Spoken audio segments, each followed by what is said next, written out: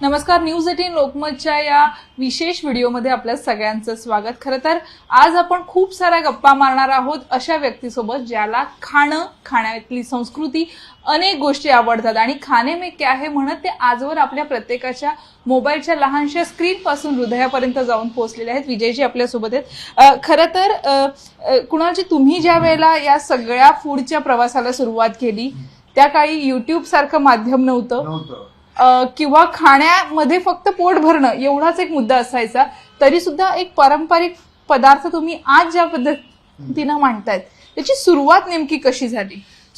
टेलिव्हिजनवर जे पहिले खाण्याचे प्रोग्राम सुरू झाले ते सगळे कुकरी शोज होते।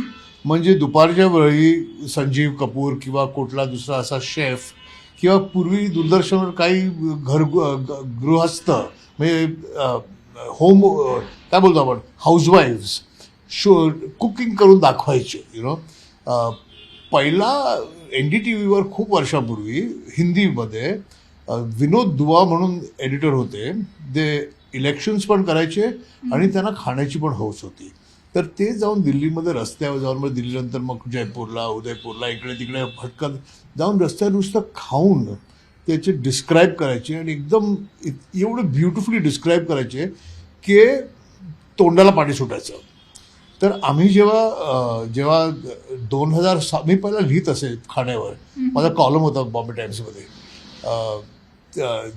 जेव्हा हे नवीन सगळे न्यूज चॅनल सुरू झाले, जेव्हा CNN IBN सुरू झालं, जेव्हा टाइम्स नाव सुरू झालं, तेव्हा एक फीचर प्रोग्राम करायचा म्हणून ठरवलं होतं आणि दे वर लुकिंग फॉर समबडी जो कॅमेऱ्याच्या समोर पण कम्फर्टेबल होता आणि थोडं जेवणाबद्दल पण थोडं काहीतरी नॉलेज होतं। आणि मीच एक राईट टाइम राईट प्लेस बोलतो ना आपण, तसं मी तिकडे होतो। आणि तिकडून जे तो प्रवास जो सुरू झाला तो अजूनपर्यंत चालू आहे। म्हणजे आता तो TV संपून यूट्यूबवर गेला आणि यूट्यूबमध्ये पण आता मला अंदाजच नव्हता, कारण वी आर अदर जनरेशन। आम्ही तुमची जनरेशन नाही आहोत, आम्ही ओल्ड जनरेशन आहोत।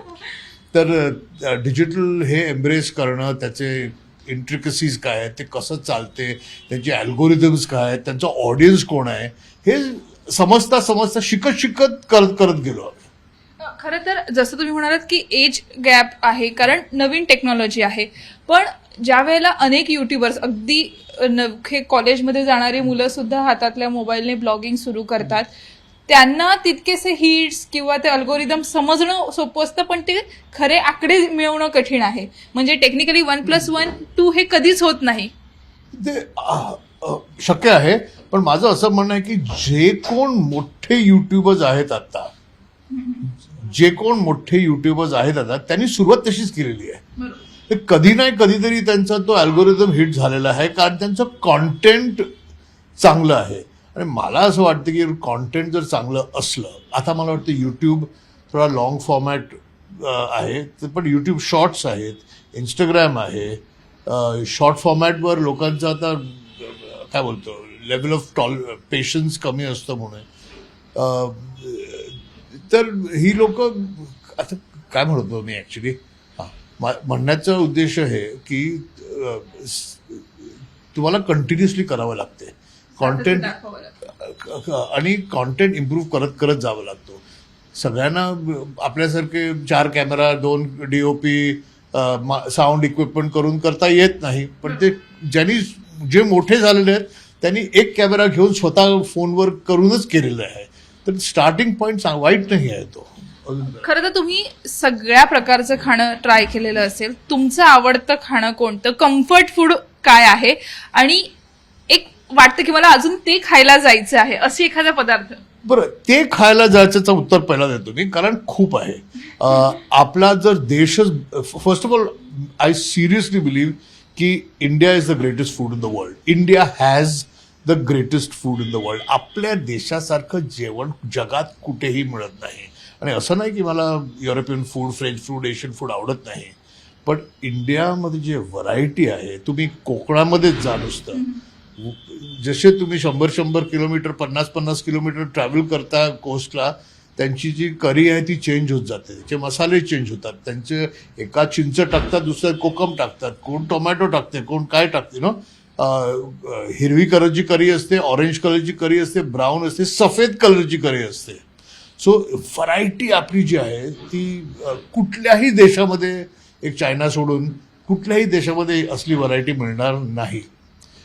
हॅव्हिंग सेड दॅट, माझं फेवरेट आणि जे कम्फर्ट फूड बनतो तो आमची जी कम्युनिटी आहे ती आम्ही पाठारे प्रभू आहोत. आम्ही मुंबईची ओरिजिनल कम्युनिटी, 700 वर्ष 13व्या शतकात आम्ही मुंबईला आलेलो आहोत आणि आमचं जे घरचं जेवण असते ते आता फार कमी होईल. आम्ही उरलेच 7-8 हजार लोक उरलो होतो आम्ही. कालच मी एक फोटोग्राफर मधुर श्रॉफशी बोलत होतो, तो खत्री जमातीतला आहे, म्हणजे त्याची कम्युनिटी खत्री. ओके, ते 4-5 हजार रुपये गिरगावात उरले आहेत, आणखी कोण कुठे राहिलेच नाही. त्यांचं पण जेवण आणि आमचं पण जेवण सिमिलर आहे आणि ते आता हळूहळू डाय व्हायला लागले.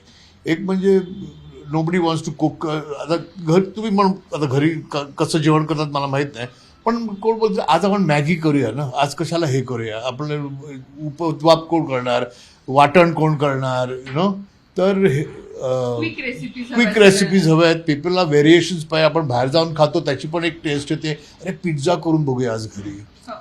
तर आपले जे नेटिव्ह क्विझिन्स आहेत ते हळूहळू दे स्टार्ट डायिंग, बट ते प्रिझर्व करणं पण महत्त्वाचं आहे. पण पाठारे प्रभू जेवण हे माझं कम्फर्ट फूड आहे.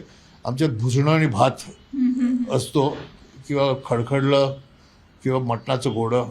दिस is my favourite food. Yes. बऱ्याचदा असं होतं ना की आता आपण बाहेर गेल्यावरती घरची चव शोधतो आणि घरी असल्यावरती बाहेरच्या सारखं आपल्याला दाल मखनी येते का, पिझ्झा येतोय का, तिकडे जी चव असते ती घरी शोधली जाते.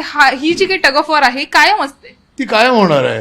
कारण जी काय बोलतो गृहिणी जी असते ना, she also wants to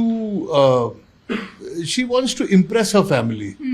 she wants to do the best for her family. And if she says की आम्ही ज्या रेस्टॉरंटमध्ये जातो ते माझी फॅमिली केवढी एन्जॉय करते, हेच जर मी घरी करू शकली तर कधी मजा येईल ना. तर हे एक मेंटॅलिटी, टेम्परमेंट पण असतो, काय वाईट नाही त्याच्यामध्ये. आय मीन तुम्ही कुठल्याही प्रकारचं जेवण केलं, हॉटेलसारखं जेवण म्हणजे त्याला तेल जास्त घालावं लागतं आणि काय नाही. That is the only problem. आपलं घरी कसं हेल्दी जेवण होते, तेल कमी. हॉटेलमध्ये तेल वेल जरा जास्तीच जाते, इंडियन फूडमध्ये ॲटलिस्ट. मुळातच आपण जर बघितलं तर अनेक फ्युजन फूड मुंबईमध्ये आपल्याला पाहायला मिळतात. कॉस्मोपॉलिटन कल्चर असल्यामुळे मुंबईमध्ये सुद्धा असे अनेक स्पॉट्स आहेत की जिथे अजूनही अगदी पावभाजी, सरदारची पावभाजी घेतली किंवा बाबा फल, आजही तिथे रांगा आपल्याला कायम दिसतात. पण अनेक जे म्हणजे अगदी मॅगी कोको कोला टाकून किंवा अशी काही कॉम्बिनेशन तुम्ही ट्राय केलेत का कधी? केलं, मी ट्राय केलेत, पण मला आवडतही नाही. त्या दिवशी मी कुठं ते पावभाजी खायला गेलो होतो, तर तो बोला की हमारे पास बहुत अच्छी स्पेशल भागाची पावभाजी आहे. मी बोललो दे बघू काय आहे पावभाजी. तर त्या पावभाजीवर चीज घातलं होतं, त्याच्यावर मग बटाट्याच्या सळ्या टाकल्या होत्या, मग त्याच्यावर काजू टाकला होता, त्याच्यावर खिसमिस टाकली होती आणि मग ती काय तुम्ही केलंय, ह्या पावभाजीची वाट लावलंय. पण क्विझिन जे आहे ते एक लिव्हिंग ब्रीदिंग ऑर्गॅनिझम आहे, त्याला एव्होल्युशन तर होणारच आहे. कधी कधी भलत्या डिरेक्शनमध्ये होईल, कधी कधी. आता मी तुम्हाला म्हणतो, बरं तुमच्या घरी तुमची फेवरेट डिश काय आहे सांग? वांग्याचं भरीत. ओके, आता तुम्ही म्हणाल की आमच्या घरी जे वांग्याचं भरीत आहे ते ओरिजिनल ऑथेंटिक वांग्याचं भरीत आहे. म्हणजे मुळात आई बनवत होती, आई बनवते ते, आणि मुळात आमचं ओरिजिन खानदेशातलं, तो खानदेश तर वांग्याचं भरीत असं एक सिम्बॉलिक होतं. तुमच्या घरी खानदेशातलं वांग्याचं भरीत बनतं, आई तसंच बनवायची, आजी तशीच बनवायची, पणजी तशीच बनवायची. पण पणजीच्या हातचं खाल्लं का तू? तुला काय माहिती फरक काय पडलाय? आजी पणजी आणि आईमध्ये ट्रान्सफर होईपर्यंत काय तर तेल कमी गेलं का मसाले कमी पडले. तिची आजी काय करायची, कशी करायची, खानदेशातलं भरीत होतच, that dish has been there. पण ते एव्हल्यूट होत जाते आणि जसे तुमचे सर्कमस्टॅन्सेस असतात तसं जेवण एव्हल्युशन होते. आजचं वांग्याचं भरीत किंवा आजचं थाळीपीठ आणि 150 वर्षापूर्वी जे थाळीपीठ बनायचं ते आयडेंटिकल आहे. कोण जिवंत आहे सांगायला? लिहून ठेवलंय पण टेस्ट गेली ना, तर तेच एव्होल्युशन आहे जेवणाचं. तर फ्युजन होते, कधी कधी टार्गेट रॉंग लागतो आणि तुम्ही बघाल की ते सक्सीड कधी होतच नाही. बऱ्याचदा असं होतं ना की जे चांगलं खाल्लं जातं मग ते शरीराला दिसून येतं, शरीरात कुठे कुठे सिक्स पॅकच्या ऐवजी फॅमिली पॅक बनायला लागतात. फूड ब्लॉगर म्हणून तुम्ही वेगवेगळ्या पद्धतीचं फूड ट्राय करत असतात. खाण्याची म्हणजे जिभेचे चोचले करत असताना शरीराला सांभाळणं किती गरजेचं आहे? ऍक्च्युली गरजेचं आहे. मी एवढं सांभाळत नाही, कारण मला लहानपणापासून शरीर सांभाळायची सवय नाही, व्यायाम करायची सवय नाही. पण थोडं थोडं सांभाळावं लागतेच. कारण ऑल्सो कसं करतो आपण, मी एका दिवशी सकाळी बाहेर पडलो तर एक 4-5 ठिकाणी शूट करून येईन. आता मी जर 4-5 ठिकाणी अख्खं थाळीभर जेवण खाल्लं तर मला ऑटोमॅटिकलीच मला काही ना काहीतरी होणार आहे. तर मी जास्ती करून टेस्ट करतो.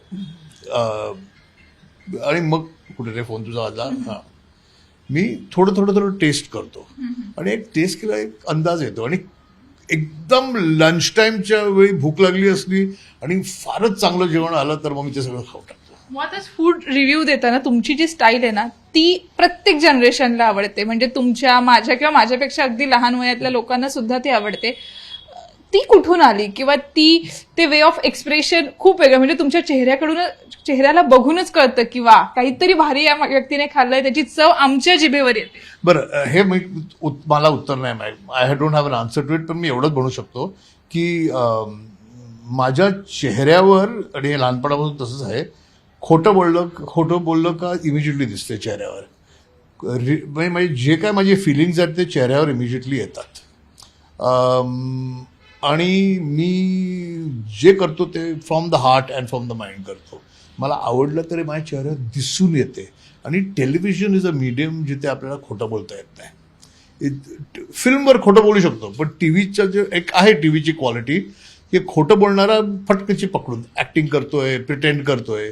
तर मी आपला जे माझी पर्सनॅलिटी आहे, जसं मी नॉर्मली खाईन, जसं मी नॉर्मली एक्सप्रेस करीन तसंच करतो. शेवटचा प्रश्न, खरं तर तुम्ही युट्यूबवरती आहात, जगभरात पसरताय, याच्या पुढे भारतीय संस्कृती, भारतीय फूडला जर न्यायचं असेल तर काय वेगळं व्हावं असं वाटतं, किंवा काय वेगळे आणखीन माइलस्टोन तुमच्या मनात आहेत?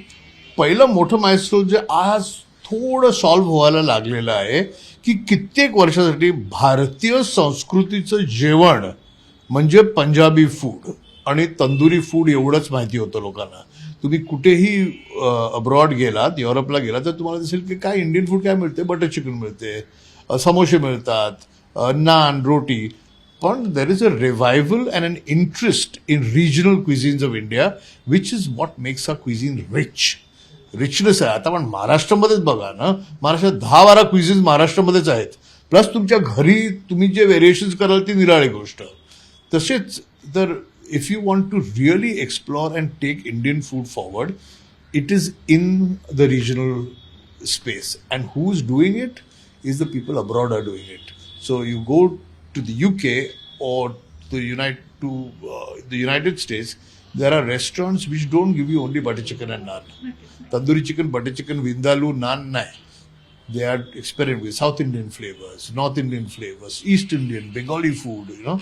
So that is the future of Indian cuisine, because it's so vast and so rich, and it's the greatest cuisine in the world. धन्यवाद आमचे संवाद साधल्याबद्दल. खरं तर या खमंग चर्चा झालेल्या आहेत, गप्पा झालेल्या आहेत. न्यूज 18 लोकमतच्या माध्यमातून आपण सुद्धा जाणून घेतलं की कुणाजींना नेमकं काय खायला आवडतं आणि खाण्यामध्ये काय आहे हे विचारताना त्यांचं व्यक्तिमत्व आपल्यापर्यंत कसं पोहोचत असतं. व्हिडिओ रमेश भटसह सुस्मिता भदाणे पाटील, न्यूज 18 लोकमत, मुंबई.